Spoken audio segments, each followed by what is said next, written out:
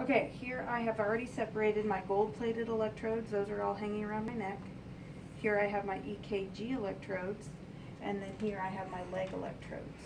Now your EKG and leg electrodes you still need to clean, but they are not a high level of disinfection because they did not come in contact with any of your broken skin from the skin prep. So we just wipe those down with our sandy cloth.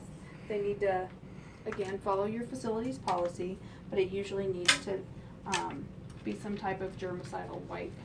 And it might be, they might require a special dwell time. A dwell time is how long the item remains damp after you have wiped it down. Different products have different dwell times, so make sure you follow the instructions and, of course, your facility's policy. Next, your electrodes, you need to get all the debris off of. If you have any gauze left over on your electrodes, you need to pull that off and just throw that in the garbage, like so. You want to do that before you get your electrodes wet with anything, because that will just make it that much harder.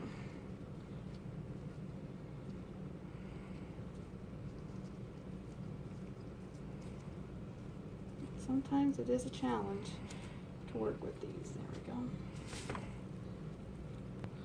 We need to wear gloves because we don't know what was on our patient's skin, and again, there is a risk of bloodborne pathogens since there's a possibility that we broke the skin when we did our skin prep, so you do want to wear gloves to protect yourself. Also, we're going to be working with some cleaning solutions, so that would be another reason. Okay, so once you have all your electrodes, I like to get them lined up so they're easy to access here.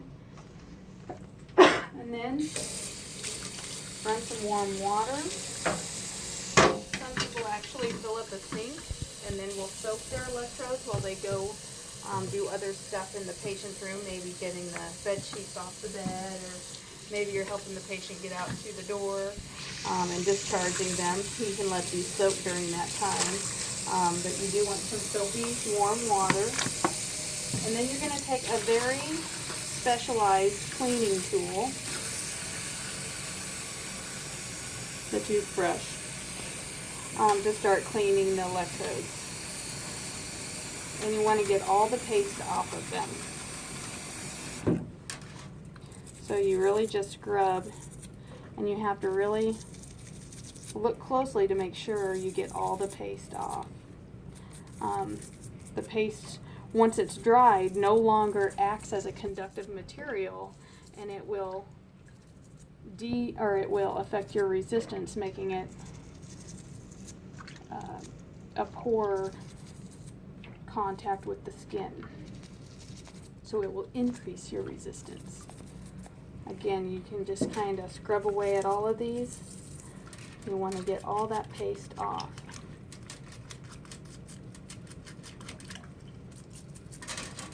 Now, once you get all the paste off, you need to, again, highly disinfect it because it requires a high level of disinfection since it came in contact with their skin, and they could have possibly had open sores on their skin, so blood could have gone on it. So we need a high level of disinfection. Our options are glutaraldehyde or sodium hydrochloride, which is common household bleach. We're going to use bleach, and we're going to do it in a solution of a 1:50 ratio. So 1 part of bleach to 50 parts of water. And I have my solution ready for me already.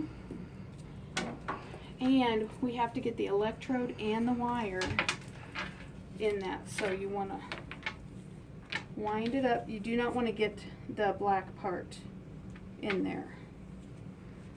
I have one little electrode that didn't play with all the rest here.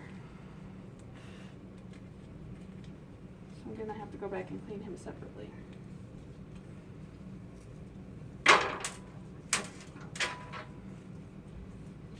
Okay, so this piece of your electrode, you do not want to get in the water when you clean, and you don't want to get it into the Clorox solution. You'll have some sort of, I'm just using a simple cup here. Some people have actually specialized little bowls that they use. Want to submerge it in there, and then you leave it in there for 20 minutes. Once your 20 minutes are up, you would then take them out and hang them somewhere to dry. So if our 20 minutes were up, I would then take my electrodes back out, shake off or dry off any extra solution, and then I would hang it someplace to dry the rest of the way. And that is how you clean your electrodes.